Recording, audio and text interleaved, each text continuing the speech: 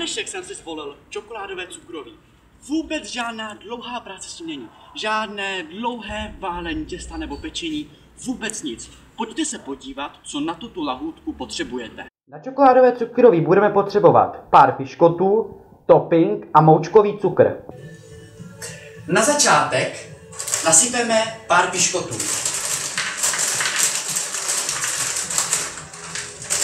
Potom na pár piškotů nalejeme trošku topinku. Piškoty si rozložíme a topink na ně nalejeme.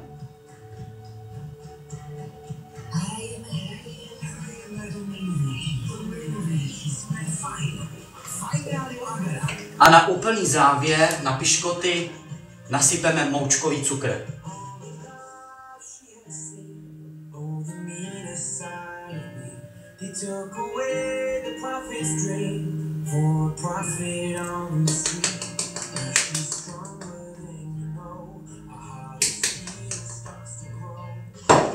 A vidíte, čokoládové cukroví je hotovo během chvíle.